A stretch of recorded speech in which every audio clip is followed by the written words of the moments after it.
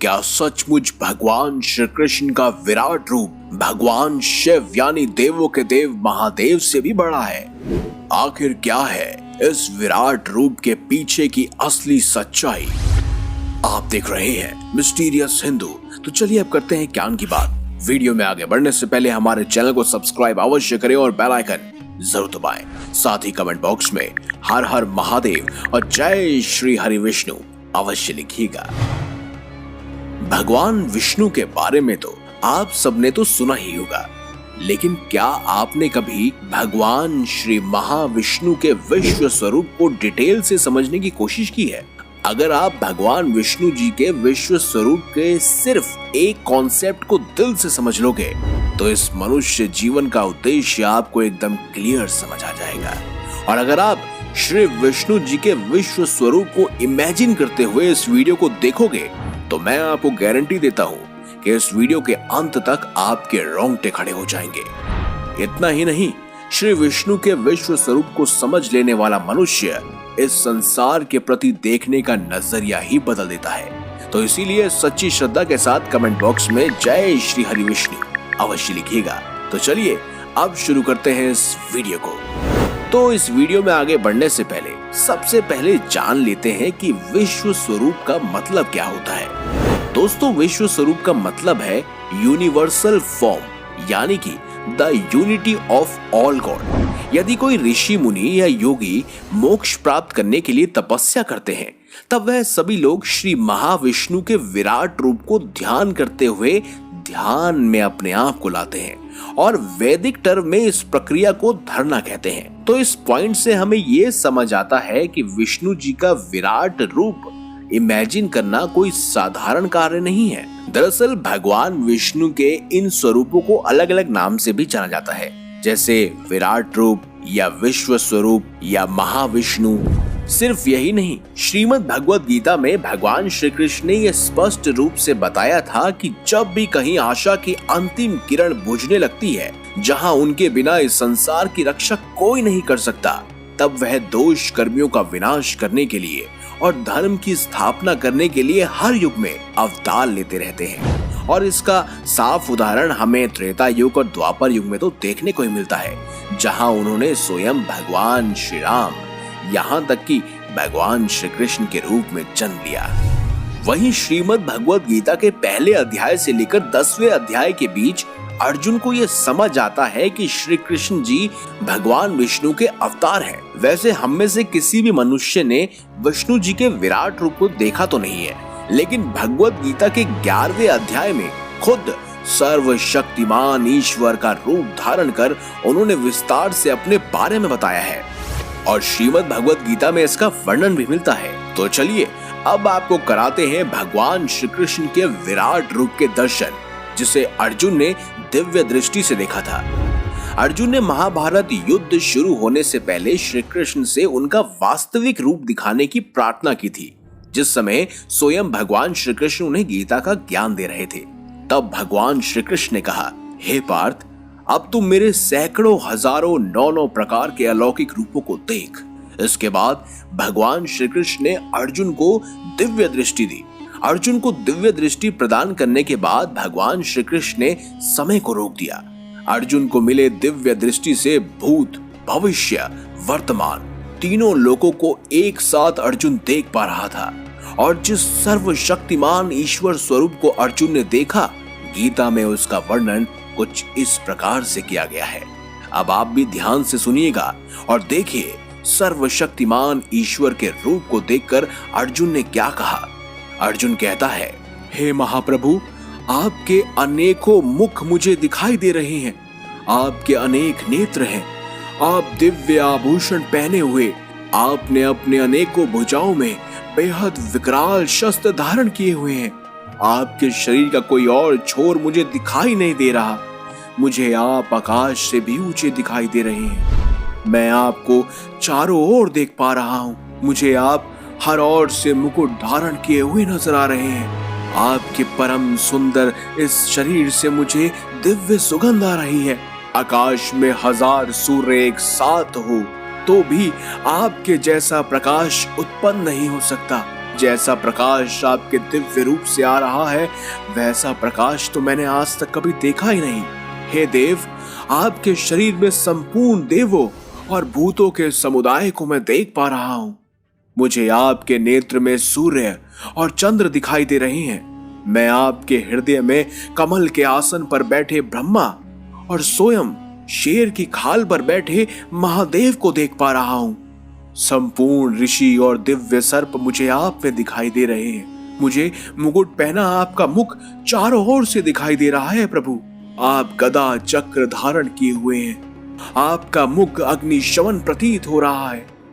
मैं समस्त देवताओं और ब्रह्मांड को आपके मुख के भीतर देख पा रहा हूं। मुझे ना तो आपका अंत दिखाई दे रहा है और ना ही मध्य। मुझे अनंत तक सिर्फ आपका विशाल रूप नजर आ रहा है प्रभु, जिसका कोई अंत मुझे नहीं दिख रहा। हे सर्वशक्तिमान ईश्वर के स्वरूप, मैं आपको देखकर धन्य हो गया हूं।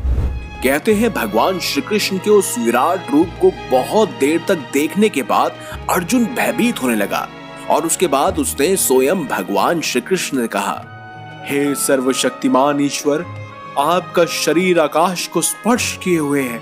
आपके इस रूप में अनेकों रंग प्रकाशमान हैं। आप अपने विशाल मुख को फैलाए हुए हैं। आपकी चमकती बड़ी बड़ी आंखों को देखकर मेरा मन भयभीत हो रहा है।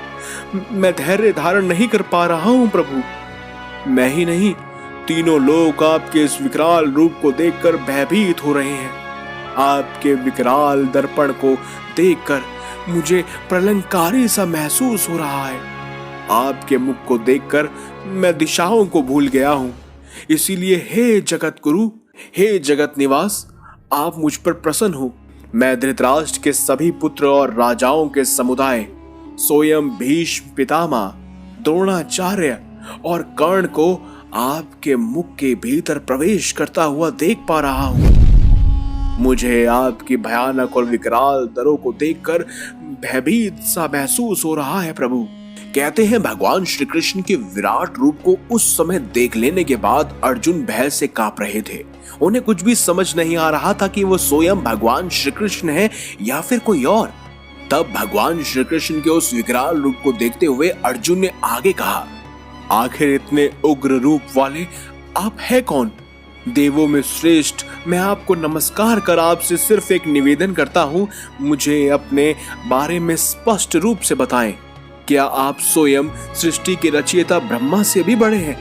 क्या आप देवों के देव महादेव से भी सर्वगुण संपन्न और बड़े हैं? आखिर विश्व रूप में आप है कौन? हे जगत गुरु, मैं आपको नमस्कार करता हूँ और आपसे सिर्फ एक सवाल पूछता हूँ, आप मुझे अपना नाम बताइए। अर्जुन के इस प्रश्न का उत्तर देते हुए उसी समय स्वयं भगवान श्री कृष्ण, जो कि विराट रूप में मौजूद थे, उन्होंने उत्तर देते हुए कहा, हे पार्थ, मैं सभी लोगों का नाश करने वाला बढ़ता हुआ महाकाल हूँ। मैं इस समय इस लोक को नष्ट करने के लिए प्राप्त हुआ हूँ।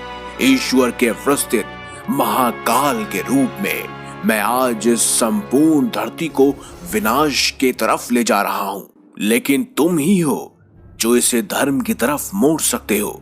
अगर तुम अपने शस्त्रों का त्याग कर दोगे तो मुझे ना चाहते हुए भी तुम्हारे साथ साथ सभी का विनाश करना होगा। जब ईश्वर ने स्वयं अपने महाकाल स्वरूप का वर्णन किया, तब उसके बाद अर्जुन ने भयभीत होते हुए कहा, आप वायु, यमराज, चंद्रमा, अग्नि, वरुण और ब्रह्मा के भी पिता हैं। अनंत सामर्थ्य वाले आपको मेरा शत शत आदर पूर्वक प्रणाम। पहले कभी न देखे हुए आपके इस आश्चर्यजनक रूप को देखकर मैं चक्कर में हर्षित हो रहा हूँ, परंतु मेरा मन भय से व्याकुल हो रहा है। इसके बाद स्वयं भगवान श्री कृष्ण के विराट रूप बोले, हे अर्जुन, मैंने अपनी योग शक्ति से और उसके प्रभाव से अपना परम तेजोमय सभी सीमाओं से परे जिस विराट रूप को तुझे दिखाया है, उसे तेरे अतिरिक्त पहले किसी ने कभी नहीं देखा। तू ही वो पहला मनुष्य है जो मुझे इस रूप में देख पा रहा है। योग शक्ति के प्रभाव में कोई हो, या फिर परम तेजोमय हो, या फिर कोई नशे में हो या ध्यान की मुद्रा में हो, या फिर उग्र तप करे, तब भी तेरे अतिरिक्त किसी ने भी मेरा ये स्वरूप नहीं देखा है। मेरे विकराल रूप को देखकर तुझको व्याकुलता नहीं होनी चाहिए।